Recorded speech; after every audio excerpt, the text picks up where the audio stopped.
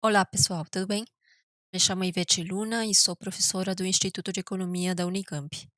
Hoje, dando continuidade ao estudo da comparação de médias, resolveremos um exercício referente aos dados pareados ou dados emparelhados, que nós denominamos de caso 3 no vídeo 24, onde apresentamos conceitualmente todos os casos possíveis de testes que comparam médias populacionais, sejam elas amostras ou populações independentes, ou seja o teste baseado numa amostra de dados emparelhados, né? Para ilustrar o caso, a gente coloca este exercício de uma empresa que deseja, aumentar a produtividade dos seus trabalhadores, estimulando uma parada para consumo de café, por exemplo, né, uma pausa de 10 minutos para um cafezinho sobre a produtividade dos seus trabalhadores, ou seja, qual é o efeito dessa parada? Será que com isso a produtividade dos trabalhadores melhora? Para isso, sorteou-se 6 operários, aqui enumerados, né, e contou o número de peças produzidas durante uma semana sem intervalo e uma semana com intervalo. E a gente precisa verificar se há ou não há melhora de produtividade a 5% de significância. Eu vou passar agora, então, para o meu quadro, eh, em que podemos fazer alguns rascunhos antes da gente passar efetivamente para a resolução. Aqui nós temos o enunciado, e como a gente viu no vídeo 24, nós temos um conjunto de trabalhadores que são monitorados antes e depois do que a gente chamou de tratamento. Então, a coleta das informações sobre a produtividade dos trabalhadores antes de testar a pausa para o café será o nosso grupo de controle. Posteriormente, em um outro momento, em um dia de trabalho com uma pausa de café, você observa os mesmos trabalhadores e anota o resultado da sua produtividade. Perceba então que se tratam de duas amostras, uma de controle e a segunda de tratamento, que não são independentes, tendo em vista que estas observações estão associadas aos mesmos trabalhadores.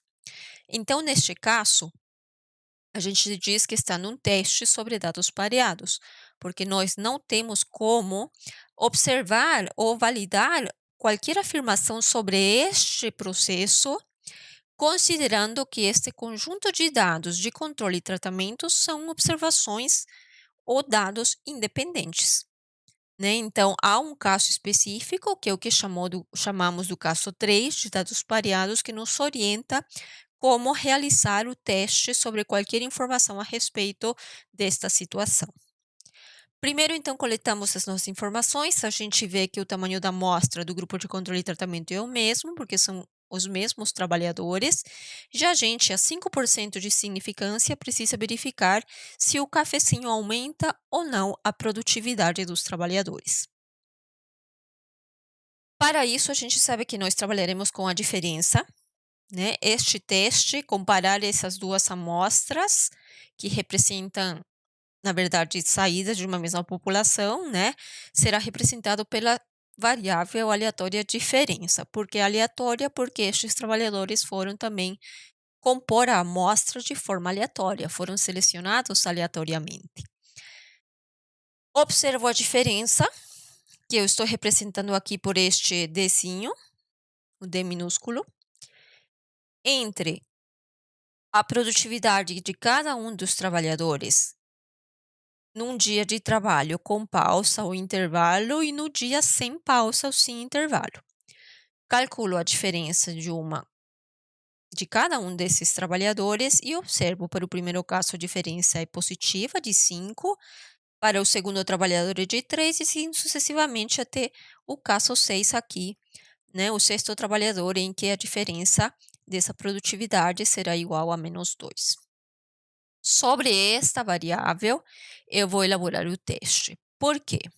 Se a produtividade melhorou com o cafezinho, a princípio, a média populacional da minha variável diferença de produtividade, aqui tem uma amostra, mas existe uma variável populacional. Se eu tivesse todos os casos possíveis deste processo, a média dessa diferença teria que ser positiva, né? Porque a produtividade dos trabalhadores com o cafezinho, a princípio, em média, teria que ser maior do que a média observada nos mesmos trabalhadores sem o cafezinho. Portanto, né, o nosso teste de hipótese considerará verificar se essa média populacional é ou não é positiva. Se ela for positiva, significa que a produtividade aumentou, mas basta ela ser zero, o D da variável diferença populacional, né? Basta essa média ser zero para comprovar que o cafezinho não teve efeito nenhum sobre a produtividade dos trabalhadores, certo? Então, com esse esquema, a gente tem como definir as nossas hipóteses nula e alternativa. A minha hipótese nula sempre contém uma igualdade, porque é uma afirmação pragmática sobre um parâmetro que a gente está querendo validar. Portanto, a média é igual a zero, significa afirmar que o café não afeta a produtividade dos trabalhadores, ou alternativamente, né, na hipótese alternativa, a gente afirma que a média dessa diferença é de fato positiva. Por que, que o D minúsculo e o D maiúsculo? O D maiúsculo é a variável diferença numa população hipotética de diferenças, a partir do qual a gente extrai uma amostra de diferenças, que aqui eu estou representando pelo D minúsculo, certo? É a partir dessa amostra, então, que nós fazemos inferência, e perceba que, dentre todas as possibilidades de comparações de médias, este é um dos casos mais simples, porque mesmo que estejamos trabalhando com dois grupos de controle e tratamento, tudo isto se resume ao processamento de uma única amostra, né, que é a amostra das diferenças.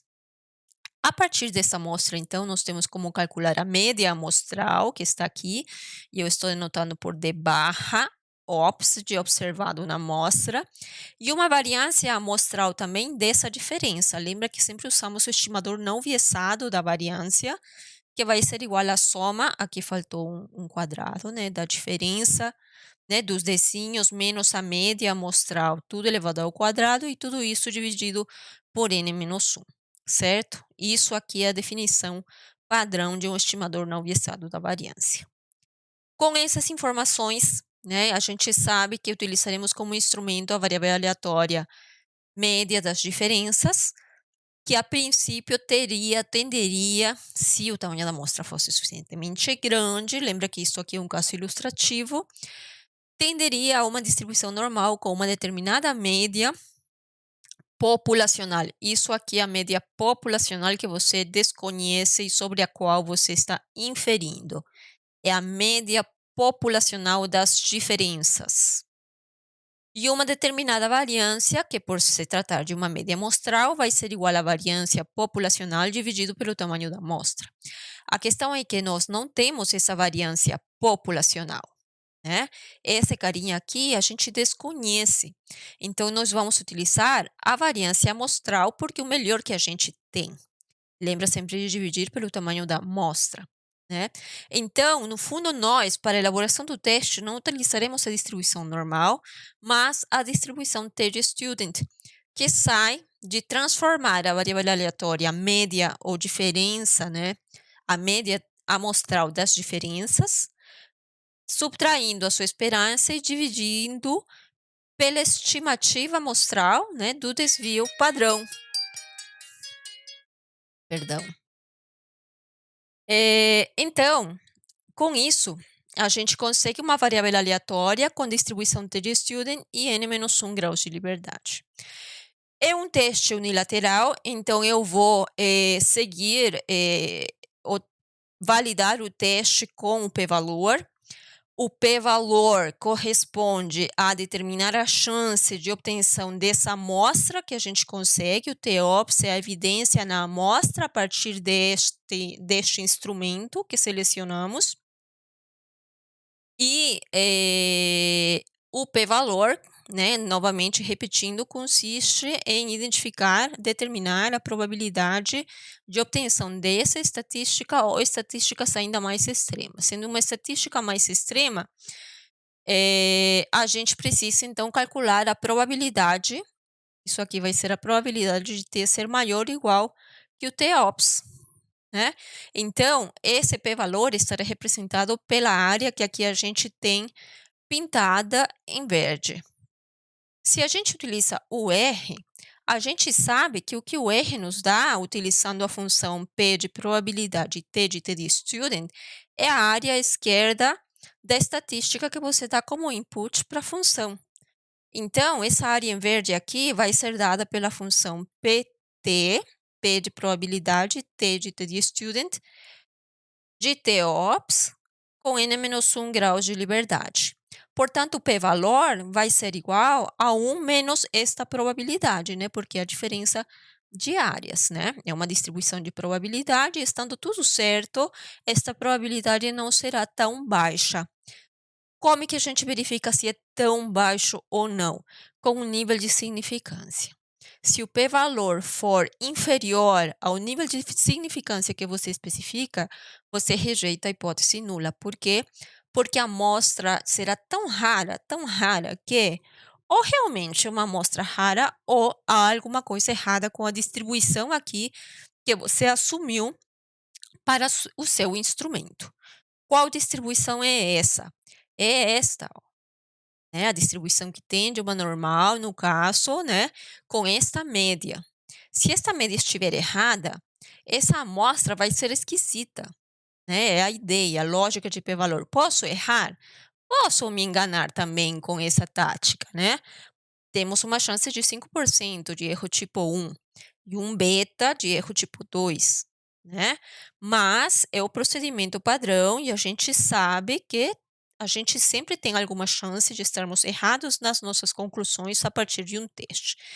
Qual é a chance de erro tipo 1? Você que determina, né? No caso padrão, aqui a gente tem usado um alfa de 5%, mas podia ser de 1, podia ser de 10%. Dependendo desse valor, quando comparado ao valor do valor P ou do p-valor, você toma a decisão de rejeitar ou não a hipótese nula, tá? Então, vamos agora para o nosso R, para a gente finalizar aí a resolução do problema. Muito bem, estamos aqui na minha tela, no RStudio. Verifica, por favor, no livro texto, se você está fazendo isso manualmente, qual que é a probabilidade que a tabela de distribuição referente a t_student te fornece, né? Porque dependendo do livro, ele te fornece uma probabilidade diferente. Então, tome cuidado com isso. Muito bem, aqui eu já passei, criei duas variáveis, uma de controle e uma de tratamento.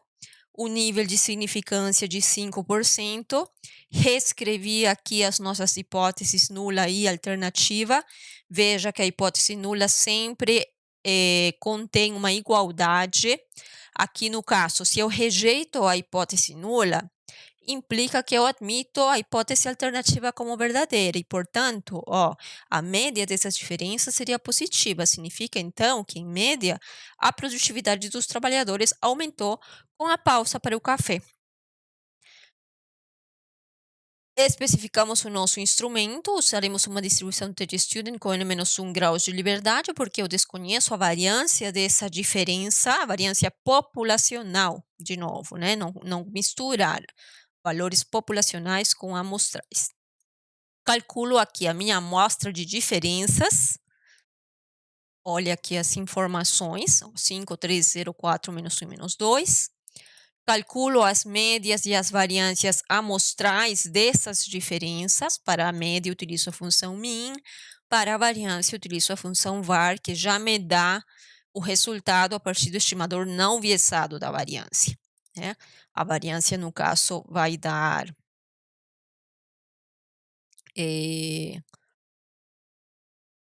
8,3. A média populacional das diferenças é 0, então eu gerei essa variável aqui. O tamanho da amostra você consegue pelo comprimento do vetor de diferenças.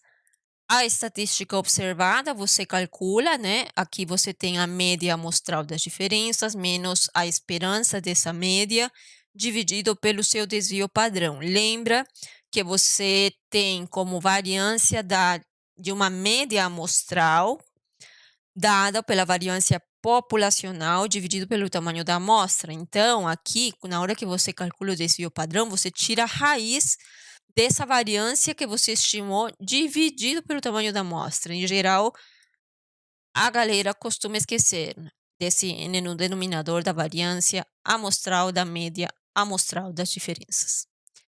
Muito bem, o TOPS, a nossa evidência na amostra, é igual a 1,28. Com isso, eu calculo o p-valor. Veja que o p-valor dá ou é igual a 1 menos a função pt, com dois argumentos, a estatística observada e o número de graus de liberdade. O nosso p-valor deu igual a 12,9%, 13%. O nosso nível de significância foi especificado em 5%. Portanto, a chance de obter essa amostra, condicionada à distribuição que nós assumimos para nosso instrumento, né, a média igual a zero, parece coerente.